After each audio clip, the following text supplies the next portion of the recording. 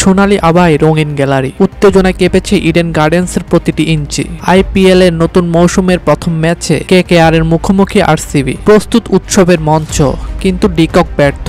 শরীরের কাছাকাছি থাকা দুর্দার ডেলিভারি। ডিকক চেয়েছিলেন কাভার ছিঁড়ে বেরিয়ে যেতে, কিন্তু এগিয়ে আসার খেসারত দিতে হলো তাকে। টস হেরে ব্যাটিংয়ে নেমে শাহরুখ খানের দল প্রথম ওভারেই উইকেট হারালো। আজিঙ্কা রাহানে তার শ্রেষ্ঠ রূপে, এক মুহূর্তের জন্য দ্বিধা নয়, কোনো সংশয় নয়, শুধু অনবদ্য শৈলী আর রাজকীয় প্রতাপ। পায়ের নড়াচড়া নিখুঁত, ব্যাটের সুইং মসৃণ, অভিজাত্যপূর্ণ ফ্লিকের ছোঁয়া। গ্যালারির উল্লাস যেন রূপ নেয় এক গানের সুরে। অবশেষে প্রতীক্ষার অবসান।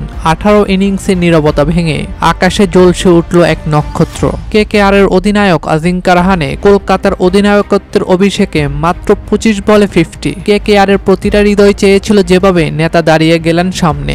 আইপিএল এর 18তম আসরের পর্দা উঠল এক ধামাকার মধ্য দিয়ে, যেখানে ব্যাট কথা বলল, প্রত্যাশা পূরণ হলো। কলকাতা নাইট রাইডার্স স্বপ্ন দেখছিল রান উৎসবের, কিন্তু ক্রিকেটের রঙ্গমঞ্চের নাটকের অভাব নেই। হঠাৎ করে ম্যাচের ছন্দ বদলে যায়। একের পর এক উইকেট যেন কেকেআর এর স্বপ্নে আঁচড় কেটেছে।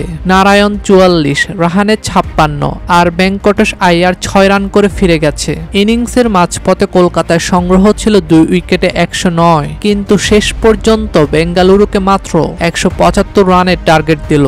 দলের এমন পারফরমেন্সে শাহরুখ খান হতাশই হলো। আরসিবি যেন এক ছন্দে প্রথম ইনিংসের মাঝপথ থেকে ম্যাচকে তারা নিজের রঙে রাঙিয়েছে। বল হাতে দাপট, ব্যাট হাতে নির্মম আঘাত, পাশার দান পুরো আরসিবির কবজায়। কোহলি সল্টের তাণ্ডব, পাওয়ার প্লে 6 ওভারেই বোর্ডে 80 রান। 25 বলে সল্টের 50, 56 রান করে বারুণের বলে আউট হয়ে যান। 30 বলে 50 পূরণ করেন কিং কোহলি। শেষ পর্যন্ত সহজ জয় তুলে নেয় আরসিবি। ঘরের মাঠেই বর্তমান চ্যাম্পিয়ন কলকাতাকে মাটিতে নামিয়ে আনলো কোহলিরা।